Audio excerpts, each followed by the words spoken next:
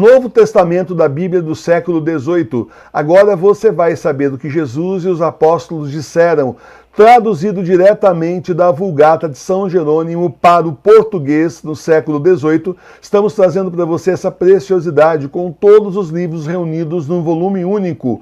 É uma exclusividade da nossa Edições Sagrada Face. Entra lá na nossa loja www.lojasagradafacE.com.br e garanta o seu exemplar. Tiragem limitada. Livro em pré-venda, será enviado para você em março de 2023. Reserve o seu exemplar, tiragem limitada. Olha, a gente querer o conhecimento de Deus é maravilhoso, é certo e é correto. Agora começa a virar curiosidade quando você começa a exagerar, começa aquela coisa que você tem essa curiosidade diferente de conhecer, de sede de conhecimento. Você sabe que são duas coisas diferentes, né? Então é o tipo da coisa que a curiosidade, ela mata a gente, mata a alma da pessoa, ela começa a procurar em lugares que não deveria estar indo. Por exemplo, vai pegar os evangelhos apócrifos. Nós conhecemos um padre aí, antigamente, né, que ele era tido como uma pessoa muito sábia, olha só a biblioteca dele, ele conhece muito, olha que beleza. Então, essa pessoa começou a falar e eu passava na internet, falava assim, evangelhos apócrifos, eu passava longe, eu não chegava nem perto, não, eu fui estudar aqui, evangelho apócrifo, não conheço isso. Aí fui estudar o que era, falei, não, a igreja não recomenda, não quero nem saber, por obediência.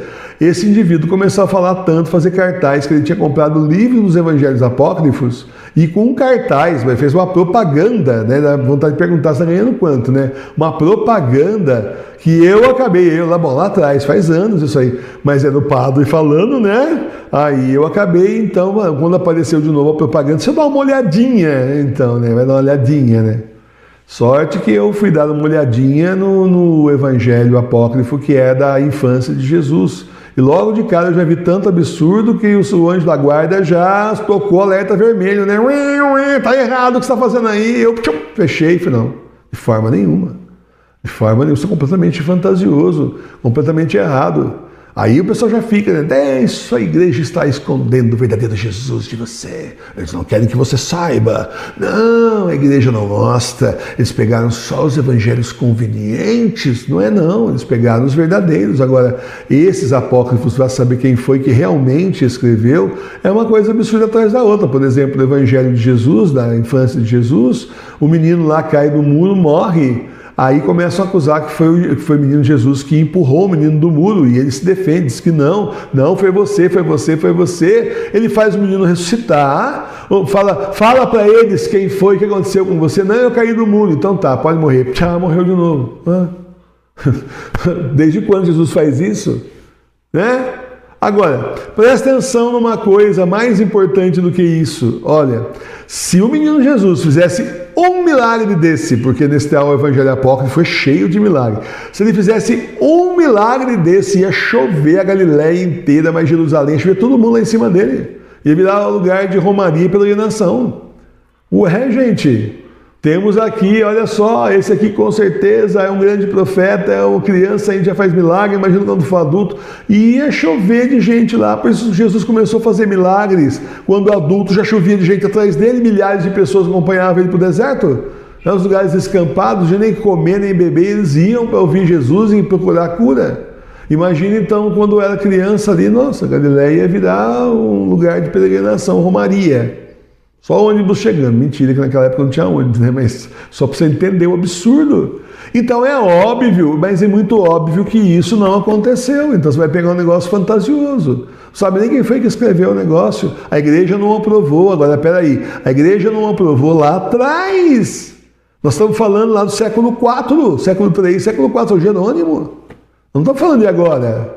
Estamos falando lá atrás. Lá atrás, aquela gente era contemporânea desses evangelhos, eles já não foram aprovados. E a gente vai discutir hoje, vai querer dar uma de sapientíssimo. Sapiente. Eu agora, no século XXI, tem estudos especialistas. Especialistas é de matar, né? Especialista. A pessoa faz faculdade de especialista aonde? Que não tem, eu não conheço. Nem com a faculdade, nem... Nós botar num curso lá, mas não tem também. Entendeu? E no geral os especialistas, olha, cada especialista falando besteira, que quando já começa a falar, o fulano é especialista, já fala, Antigamente o negócio era mais sério, né? Agora, hoje em dia, qualquer um é especialista em qualquer coisa. E esse pessoal jornalista, então, é especialista de tudo. Eles manjam de tudo, eles dão palpite sobre tudo, dão opinião sobre tudo, eles se acham especialistas de tudo. Então, a gente precisa ter cuidado com tudo isso. Curiosidade desse jeito, curiosidade mata a alma da pessoa. Aí começa a entrar em sites sede vacante, aí começa a entrar em sites que não prestam. Até esqueci de avisar isso aí na hora, né, do encontro com Jesus. Eu preciso começar a fazer uma marquinha das coisas que tem que falar, porque é muita coisa. Nós temos agora o nosso site todo dia. Então, para vocês terem fonte fidedigna, não ficar mais zanzando por aí nesses lugares que não são confiáveis. Daí enche a cabeça de porcaria e adivinha, professor Emílio, eu tenho uma pergunta. E vem perguntar para mim. Ué, tem que perguntar mesmo, mas tem que ter mais critério também para ler o lixo, né? Que site é esse aqui? Sobre nós, onde é que está? Quem somos nós? Quem são vocês? Você tem uma ideia, gente, porque a igreja verdadeira por aí, onde é que você acha que tem? É Paróquia Sagrada Face de Tours? Não tem. Vai aumentar ainda mais, mas é isso. E graças a Deus, glória a Deus, senão a gente não tinha nada, é ou não é? Então, meus irmãos e minhas irmãs, vamos ter cuidado com a curiosidade que é, na verdade, instigada pelo demônio. Sede de conhecer a Deus é coisa de filho de Deus, mas para virar curiosidade não precisa muito daí, não tem nada a ver com Deus. É onde a pessoa começa a ir aprender um monte de lixo. E olha, para botar o lixo na cabeça é fácil, para tirar depois, é aquele saco de lixo bem podrão assim, que você coloca na sua cozinha lá, né? Você não vai fazer isso, mas suponha, né? Depois para tirar aquele cheiro dá um trabalho, né? Começa a verter aquele churume, dá um trabalho. Então evite colocar lixo na sua cabeça. Vamos atrás dos livros também, tanto livro aí da metade do século passado para trás, bom, mesmo assim tem que ligar, né, o desconfiômetro no máximo, o senso crítico.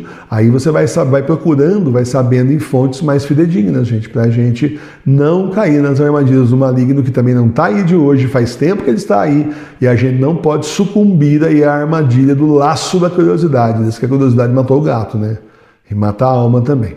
Louvado seja nosso Senhor Jesus Cristo, para sempre seja louvado. Não deixe de ser católico, reze em casa. Monte aí na sua casa o altar da igreja doméstica e venha rezar conosco. Nós somos católicos apostólicos romanos, unidos ao Papa Bento XVI, e rezamos em casa nas igrejas domésticas. Nós somos a paróquia Sagrada Face de Tours, a paróquia espiritual das igrejas domésticas. Reze conosco, todos os dias, 18 horas, nós temos a hora do terço, do Santo Terço, e todo domingo nós temos, às 9 horas da manhã, a nossa celebração litúrgica com comunhão espiritual. Vem para a paróquia Sagrada Face de Tours rezar conosco nesses tempos que são os últimos, são os tempos do Apocalipse.